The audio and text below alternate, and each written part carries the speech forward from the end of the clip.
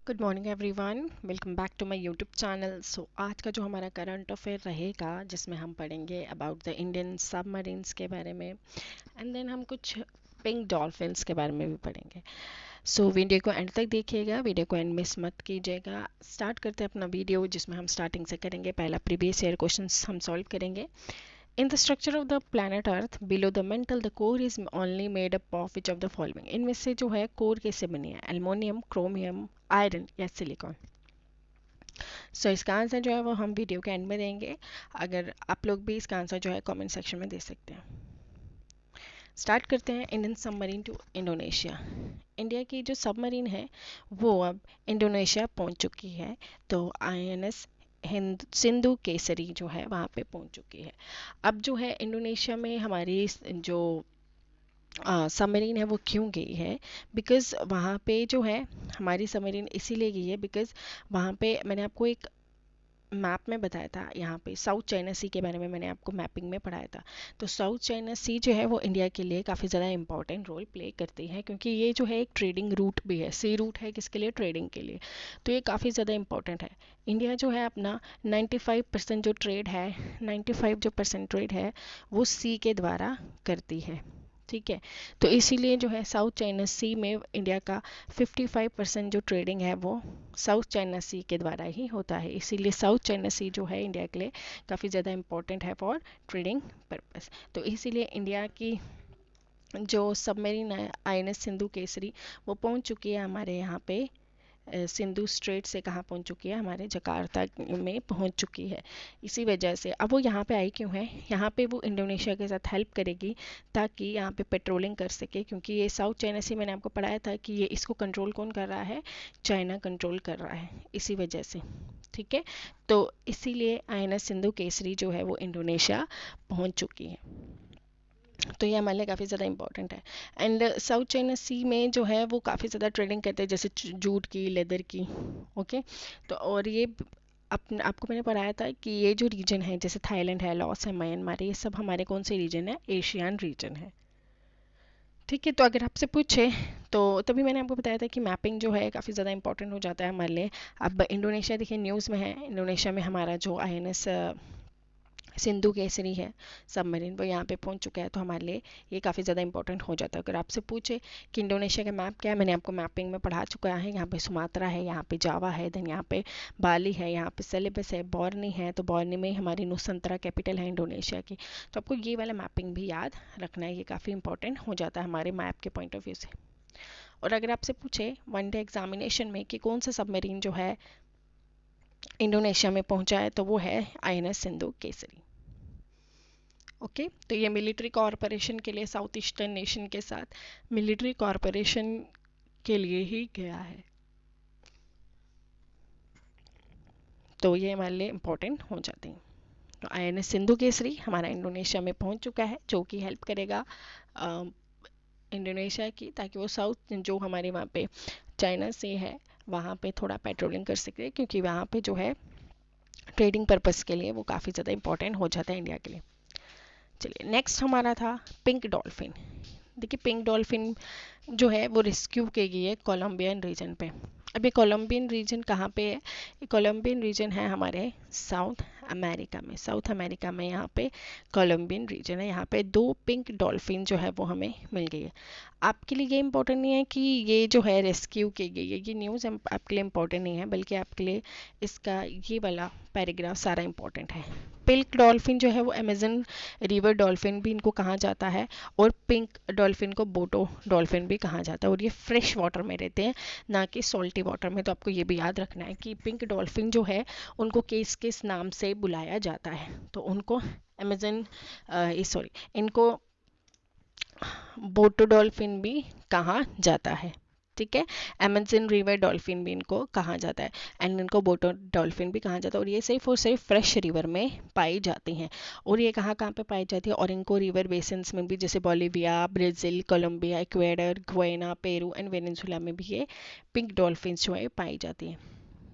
Okay, तो ये pink colour की होती है बेसिकली। ये जो डॉल्फिन्स होती है ये पिंक कलर की ही डॉल्फिन होती है और इनका कलर जो है पहले लाइट पिंक होता है, जैसे ये छोटी डॉल्फिन्स होती है, जब जैसे जैसे ये बड़ी होती है तो इनका जो पिंक कलर है वो डार्क होते जाता है, इसलिए इनको पिंक कलर बोलते हैं। विद द एज इनका कलर जो है वो पिंक होता जाता है।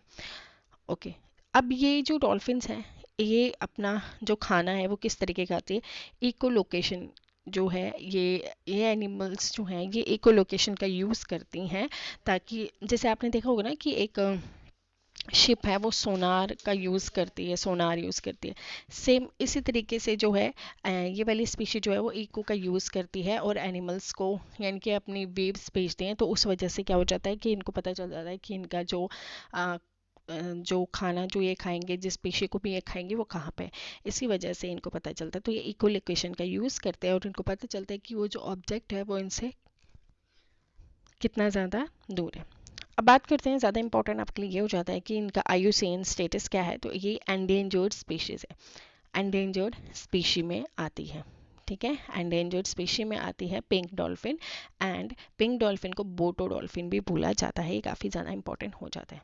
ओके, तो आपका होमवर्क है, आप लोग जाके साउथ अमेरिकन को मैप को अच्छे से पढ़ ले, एंड सबसे ज़्यादा आपको क्या पढ़ना है, आपने पढ़ना है कि कोलंबिया कहाँ पे है।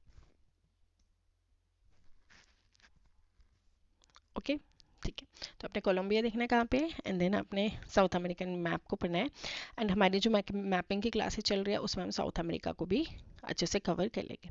आज हमारी क्लासेस होगी 9:30 बजे, आप लोग सब ज्वाइन कीजिएगा, क्योंकि वहाँ पे जो है वहाँ पे हम हमारे जो लास्ट क्लास होगी एशिया की उसमें हम सारा कवर कर लेंगे। उसके बाद हम नेक्स्ट मैप पे चलेंगे जिसमें हम अफ्रीकन रीजन को पढ़ेंगे। ठीक है, अफ्रीकन के बाद हम फिर पढ़ेंगे हम साउथ अमेरिकन रीजन को, देन हम नॉर्थ अमेरिकन रीजन पे मूव करेंगे। ओके, चलिए, हमारा जो नेक्स्ट टॉपिक होगा वो होगा मुलेठी। ठीक है, first state one day examination में आपसे पूछा जा सकता है कि पहली स्टेट कौन सी है जो ऑर्गेनिक कल्टीवेशन ऑफ मुलेठी करेगी। मुलेठी कुछ इस प्रकार की होती है, हिमाचल प्रदेश उसका आंसर होगा, तो आपको इसको याद रखना है। तो हिमाचल प्रदेश फर्स्ट स्टेट बन जाती है जो कि मुलेठी को कल्टीवेट करने की। अब इसको लिकोराइस जो है, लिकोराइस भी इसको बोलते हैं, मुलेठी को लिकोराइस भी बोलते हैं, तो इसको याद रखिएगा। ठीक है, चलिए, हिमाचल प्रदेश जो है रिसेंटली कल्टीवेशन ऑफ मुलेठी अब करेगी, फर्स्ट स्टेट बन चुकी है। मुलेठी को लिकोराइस भी बोलते हैं। ये स्वीट टेस्टिंग एक शराब है जिसका साइंटिफिक नेम है ग्लाइकरीजा ग्लैब्रा, ग्लाइकलीजा ग्लैब्रा। ठीक है, तो आपको इसका साइंटिफिक नेम भी याद रखना है, एंड इसको लिकोराइस भी बोलते हैं। And Himachal Pradesh first state बन चुकी है जो कि मुलेठी की कल्टीवेशन करेगी। तो आपको वन डे एग्जामिनेशन में ऐसे भी पूछा जा सकता है कि पहली जो स्टेट है वो कौन सी है जो मुलेठी की कल्टीवेशन करेगी, तो वो है हमारी हिमाचल प्रदेश।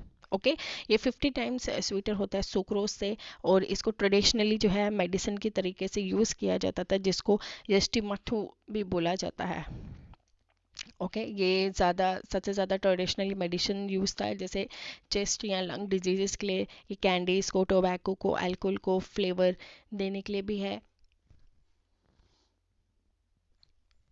ये एक antiviral, anti inflammatory, antioxidant, antibacterial के लिए भी यूज़ किया जाता है, एज ए मेडिसिन पर्पस। मैंने आपको बताया कि ये मेडिसिन के लिए भी यूज़ किया जाता है। एंड देन इसके बाद मुलेठी जो है ये अस्थमा, कफ को, इन सच जो थ्रॉट एंड रेस्पिरेटरी एलिमेंट्स को भी ठीक कर सकता है। ओके, ये फैट्स को रिड्यूस करने में भी मदद करता है, डाइजेस्टिव सिस्टम को भी, जो एसिडिक लेवल बढ़ जाता है उसे जो है कम करने में मदद करता है। तो आपको इसको सबको याद रखना है। ओके, सो सबसे पहला क्वेश्चन आपसे कि पहली स्टेट कौन सी बन गई जो कि मुलेठी को कल्टीवेट करेगी, तो वो आ जाती है हमारी हिमाचल प्रदेश। एंड देन इसका जो है साइंटिफिक नेम क्या है वो आपको याद रखना है।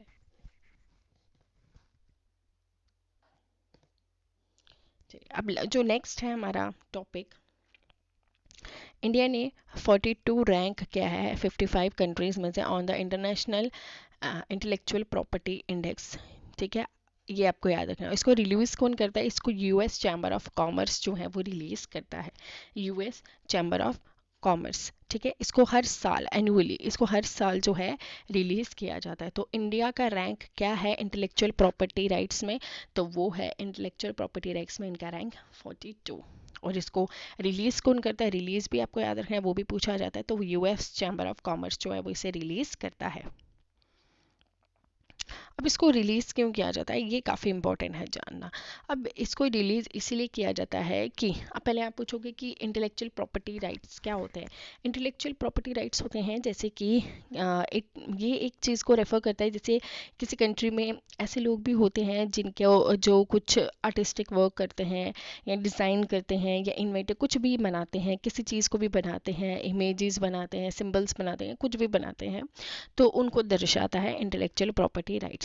इंटेलेक्चुअल प्रॉपर्टी राइट्स क्या है, उन्हीं इन्वेंटर को लीगल राइट्स देता है कि जैसे किसी ने कुछ भी बनाया तो उनको उनके उसके लीगल राइट्स देगा। सपोज कर लो कि जैसे मैंने ये पेन बनाया, ठीक है, अब मुझे इसके क्या दे देगा, जैसे सपोज कर लो मैंने जैसे ये पीडीएफ बनाया, ठीक है, तो अब मैंने जो ये पीडीएफ बनाया ये किसने बनाया, ये मैंने बनाया, ठीक है, तो इंटेलेक्चुअल प्रॉपर्टी राइट्स क्या करेगा, इस पीडीएफ का मुझे ही पूरा राइट देगा, ठीक है, इसका पूरा राइट मुझे देगा। अगर कोई भी इस वीडियो को या इस पीडीएफ को यूज़ करेगा अपने वीडियो में या कहीं भी, तो वहाँ पे हमें एक ऑप्शन मिलता है किसका, कॉपीराइट का ऑप्शन मिल जाता है कि इसने हमें कॉपी किया है तो इसको कॉपीराइट हम कर देते हैं, ठीक है। तो ऐसे वीडियोस में भी होता है कि आपका वीडियो अगर कोई और यूज़ करता है तो उस पर कॉपीराइट आ जाता है।